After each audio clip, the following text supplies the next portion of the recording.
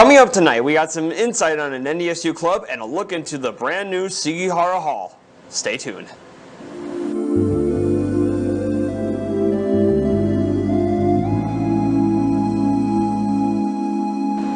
Welcome to the Bison Information Network. I'm Dash Menzel, and I got some campus news for you today. Next Wednesday, there will be a marketing and sales hiring fair at Berry Hall. The fair will be from 9 a.m. to 12 p.m. This fair provides a great opportunity for students to connect with employers. Employers who attend this fair are actively looking for student talent to fulfill both full-time positions and internships at co-ops in the fields of marketing and/or sales. This event is open to all majors. Food with the Force is currently going on in the West Dining Center and the Memorial Union Food Court. The event gives students a chance to engage in good conversation with our campus police. So go grab some dinner and ask some questions you've always wanted to know about being part of the police. If you ever wanted to give 3D printing a try but didn't know where to start, then Project P might be the club for you. NDSU has over 300 clubs for students to join, including everything from the Hacky Sack Club to the Quantum Computing Explorers. And last Wednesday, more than 75 of these clubs participated in the Involvement Expo here on campus, which is a chance to showcase clubs to NDSU students. Project P, NDSU's 3D printing club, was one of the groups in attendance. Project P offers students completely free 3D printing. This whole costume was made at no cost to me other than the paint and additional materials. Members of Project P have access to over 15 different 3D printers of varying size and capabilities. This allows them to print nearly anything they can imagine, including a costume based on the Mandalorian from Star Wars. The armor is all 3D printed from our club. It is all made of PLA, and then it has been repeatedly painted and sanded to get the finish that I have now. And it took me a total of 9 months to make, in combination with classes and other such events. Along with giving students access to 3D printers, the group also hosts different events where they can put their skills to the test. Project P is a place for you to make whatever you see fit. If you want to make a costume like mine, I'm sure you could do it better, all with the availability of our club. If you are interested in joining Project P or any other NDSU club, then you can do that by going to the organizations section of mynDSU.ndsu.edu. With Bison Information Network, I'm Corey Hartle. Thanks, Coy. Make sure you also enjoy some hot cocoa and cookies this week at the Hot Cocoa Sorority Recruitment Social. It is currently happening at the Memorial Union Cohen Ballroom. Go meet the members of NDSU sororities and learn more about spring recruitment. Make sure you get some before it closes at 8 p.m. If you missed bingo night, well, you are now in luck. Tomorrow in the Memorial Union at the Cohen Ballroom, bingo will be held from 9:30 p.m. to 1 a.m. They will have food and prizes that you won't want to miss. Have you ever wondered what new hall NDSU was building by the Memorial Union all last year? We got some more insight on the new hall coming right up. After just 1 year of building, the Sugihara Hall is now open for classes. I went to take a look what's inside and what it can offer students. The Sugihara Hall is now open for the 2022 spring semester, located by the Memorial Union in the Quentin Burdick building. 1, 2, 3. The hall had its official opening after a ribbon cutting ceremony that took place on January 10th. Remember this moment, remember this day, and when you see this building, you'll see what I'm talking about. An extraordinary building named after an extraordinary individual. Thanks for being here. Go Bison. The $51.2 million 4-story building is named after James M. Sugihara, a longtime NDSU faculty member and administrator who died in 2019 at the age of 101. In 1964, Sugihara became Dean of NDSU's College of Chemistry. During his career, he published 56 reports on his sponsored research, many in journals of the American Chemical Society. Sugihara retired from NDSU in 1989 and was awarded Professor Emeritus status. Sugihara Hall will be the main location for the chemistry and geoscience departments. The building will include teaching classrooms and labs, student spaces, graduate student offices, faculty research offices, and has multiple storage areas. With connections to the Memorial Union and Ladd Hall, The site of former Dunbar Hall will be transformed into a connective plaza in the middle of campus. Make sure to check it out and take a look at the cool artifacts and lab rooms. For the Bison Information Network, I'm Malik Mitchell. Thanks, Malik. And now on to our local news front. On February 5th, the Monster Jam was now back in Fargo after a 2-year hiatus following the pandemic. This event features many 12,000-pound monster trucks having intense head-to-head battles and high-flying stunts. Luckily, they will be able to celebrate their 30th anniversary while welcoming fans back at 100% capacity. On Tuesday, community organizer Hukun Dabar entered the race for Fargo mayor. He will be up against North Dakota State Representative Shannon Rowers-Jones, City Commissioner Arlette Preston, and incumbent Mayor Tim Mahoney in the June 14th election. When we come back, I will give you guys a sports update, and Coy Harder will preview your weekly weather. We will be right back. There are so many great things to experience at NDSU. It's hard to pick one, but my favorite is the people. They make it such a warm place. The Bison aren't just across the country, they're across the globe. It's the perfect distance from home. The faculty are our biggest cheerleaders. Hands-on research experience. The affordable tuition. All the opportunities to stay active on campus. Real-world learning experiences. Once I got on campus, it felt like home.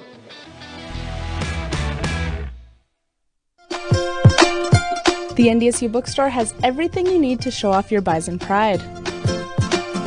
The bookstore can have you sporting green and gold wherever you go.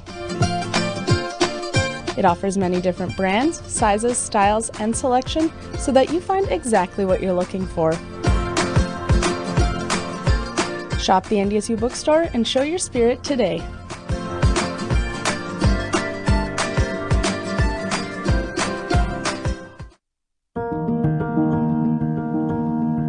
No kid deserves to go hungry. But try as they might, not every family can afford to put food on the table every day. That's why the Great Plains Food Bank and their partner agencies work every day to bring food to our hungry neighbors. Every dollar donated can provide 4 meals for those in need. Go to greatplainsfoodbank.org and donate today so no kid in North Dakota ever has to go hungry. there are so many great things to experience at NDSU. It's hard to pick one, but my favorite is the people. They make it such a warm place. The Bison aren't just across the country, they're across the globe. It's the perfect distance from home. The faculty are our biggest cheerleaders. Hands-on research experience. The affordable tuition. All the opportunities to stay active on campus. Real-world learning experiences. Once I got on campus, it felt like home. Welcome back, everyone, and now it's time for NDSU Sports. The men's basketball team returned to the Shield Center earlier this week, and I have the recap for you right here. After a last-second victory against Oral Roberts, the Bison returned to the Shield Center this past Tuesday to play St. Thomas. After falling 12-6 out of the gate, the Bison shot 4 straight three-pointers to take control of the game.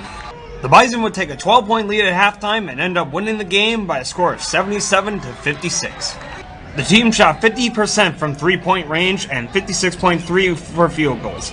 They also got 30 points in the paint and 17 points off of turnovers. Senior Rocky Cruiser led the way for the Bison, scoring 17 points and 3 three-pointers with 11 rebounds. Tyree Edey and Malik Hardenez also had 12 points apiece. The Bison advanced their record overall to 13-7 with a 5-3 conference record and an 8-2 record at home. The Bison will travel to Vermilion, South Dakota tonight to play the South Dakota Coyotes. You can listen to the game on Bison 1660 or 107.9 The Fox. The Summit League Conference standings currently have South Dakota State at the top with an undefeated conference record, while Oral Roberts, North Dakota State, and South Dakota are all in a very close fight for second place. Reporting for Bison Information Network, I'm Dashiell Menzel. Meanwhile, the women's team won a crucial game last Saturday at the Shield Center against Oral Roberts. The team came out scoring 30 points in the first quarter, and while Oral Roberts tried to make a comeback late in the game, it wouldn't be enough as NDSU held on to win 74-70. Heaven Hamling led the way with 19 points, Olivia Skiebel had 18 points, and Ryan Cobbins had 12.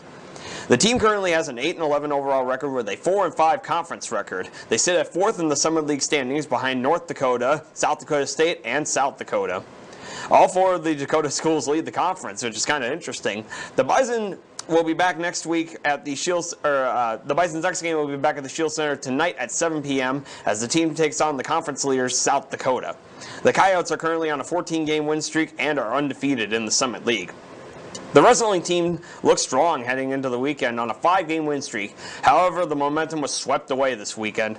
The team played matches against Northern Iowa and nationally 10th-ranked Iowa State and lost both of them by scores of 29-13 and 26-9. Jared Franick, Owen Pence, and Brandon Metz won their matches against Northern Iowa, and it was the 11th individual win in a row for Jared Franick. Kellen Marsh and Luke Weber won matches against Iowa State. And the team's next match will be on Saturday at 1 p.m. back at the Shield Center against West Virginia. Track and field competed at the Jim Emmerich Invitational in Brookings, South Dakota.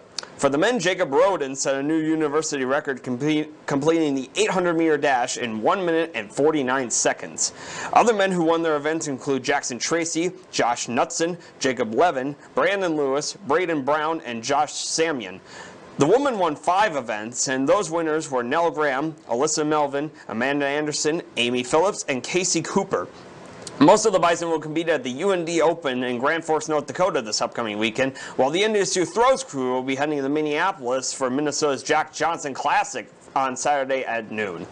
Well, that's all we got for sports. Don't go away, because coming up next, Coy Hartle is giving us our weekly weather outlook.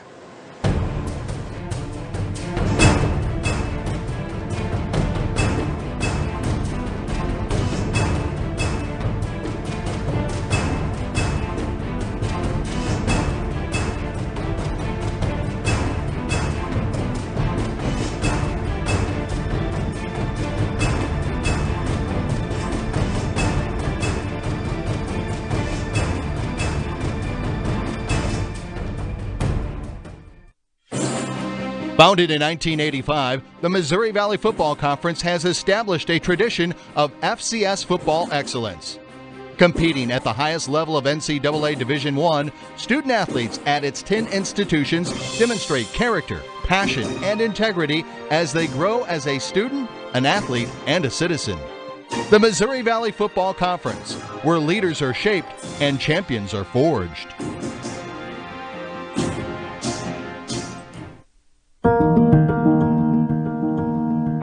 No kid deserves to go hungry, but try as they might, not every family can afford to put food on the table every day. That's why the Great Plains Food Bank and their partner agencies work every day to bring food to our hungry neighbors.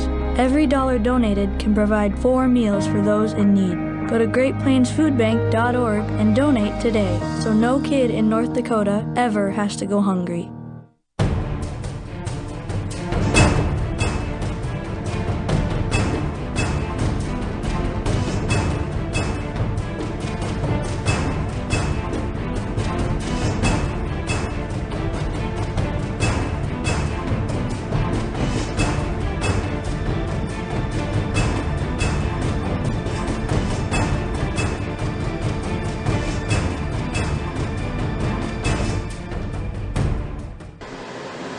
Welcome back, everyone. It's great to be back here in the studio with you all. I hope you all had a great Christmas break, but let's dive into this next week's weather and see what we can expect for this next week.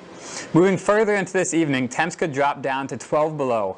Tomorrow will warm up just a bit with a high of 15 degrees. This trend will continue as Saturday has a high of 27 degrees and a low of 2. On Sunday, we could be seeing some flurries, but temps should stick right around the 15-degree mark.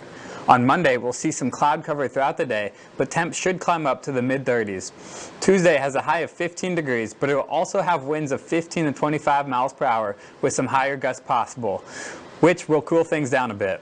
On Groundhog's Day, the sun might start peeking through the clouds again. Hopefully Pennsylvania won't have the sunshine like we will, so Punxsutawney Phil can call for an early spring this year. And finally, next Thursday will be another cold day with a low of -18 and a predicted high right at the donut. Although we'll still have quite a few chilly days this next week, it shouldn't be quite as cold as last week. However, extremely cold temperatures can lead to some interesting phenomena. When the sun shines through ice crystals that are suspended in the sky, sundogs can form, which we had a couple of different times this last week. This is a photo that I took on Monday morning of some sundogs I saw on the way to class. So although it was cold, at least we had some cool things to look out for. If you see sundogs or any other interesting weather, then be sure to send your photos our way to www.ndsubin.com/news. Thank you all so much for tuning in to this week's edition of Bison Information Network. Be sure to check us out online and give us a follow on all social medias that you might have. Thanks for watching and have a great night.